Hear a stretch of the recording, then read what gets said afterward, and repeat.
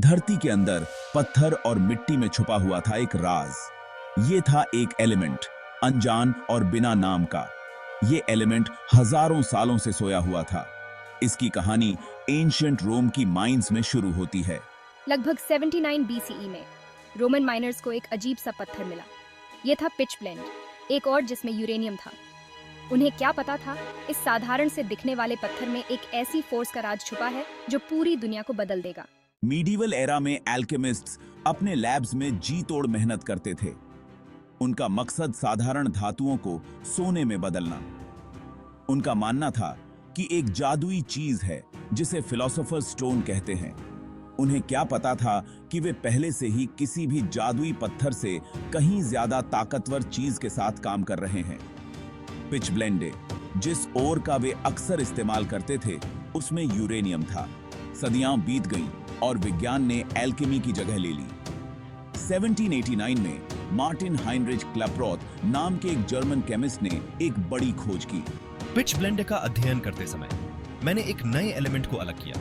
मैंने इसका नाम यूरेनियम रखा, हाल ही में खोजे गए ग्रह यूरानुस के नाम पर। यह एक महत्वपूर्ण पल था। 19वीं सेंचुरी के अंत ने यूरेनियम की कहानी में एक नया मोड़ ला दिया। 1896 में फ्रेंच फिजिसिस्ट हेनरी बेकेरेल ने एक चौंका देने वाली घटना देखी। मैंने पाया कि यूरेनियम अदृश्य किरणें छोड़ता है जो फोटोग्राफिक प्लेट्स को फॉग कर सकती है।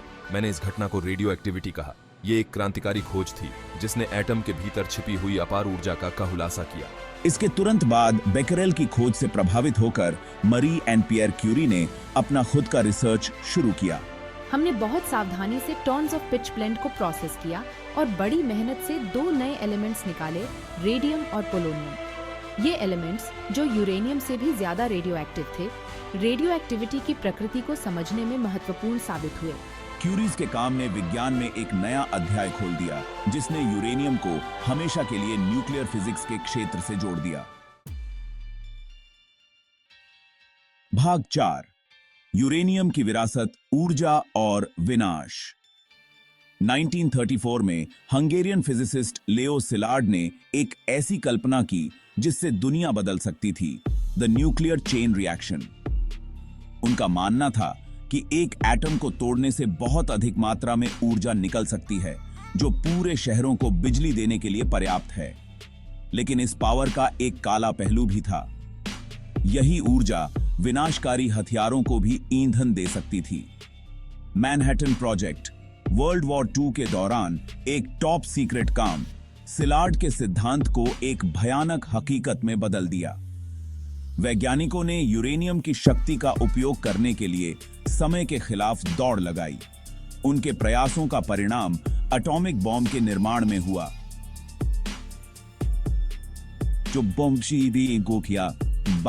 जो अभूतपूर्व विनाशकारी शक्ति वाला एक हथियार था।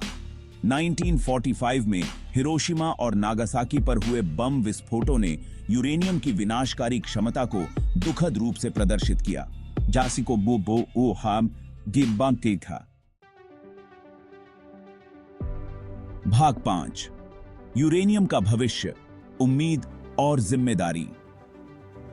वर्ल्ड वॉर II के बाद फोकस में बदलाव आया। परमाणु युद्ध की भयावहता से जूझ रही दुनिया ने शांतिपूर्ण उद्देश्यों के लिए यूरेनियम की शक्ति का उपयोग करने की कोशिश की। 1950s में न्यूक्लियर पावर इंडस्ट्री की शुरुआत हुई। यूरेनियम से चलने वाले न्यूक्लियर रिएक्टर्स ने बिजली पैदा करने का एक नया तरीका पेश किया। हालांकि इस तकनीक की अपनी चुनौतियां थीं, ये पेचीबाजी की कारण थीं। रेडियो एक्टिव वेस्ट डिस्पोजल और न्यूक्लियर एक्सीडेंट्स का खतरा। आज यूरेनियम हमारी दुनिया को ईंधन देना जारी रखता है, घरों और उद्योगों को बिजली प्रदान करता है। न्यूक्लियर एनर्जी में अनुसंधान जारी है। इस शक्तिशाली तत्व का उपयोग करने के सुरक्षित और अधिक कुशल तरीकों की तलाश की जा रही है। वैज्ञानिक नए reactor designs, advanced fuel cycles और न्यूक्लियर फ्यूजन की क्षमता की जांच कर रहे हैं। यूरेनियम का भविष्य इस बात पर निर्भर करता है कि हम अपने ग्रह और आने वाली पीढ़ियों की रक्षा की जिम्मेदारी के साथ इसकी अपार क्षमता को संतुलित करने में कितने सक्षम हैं।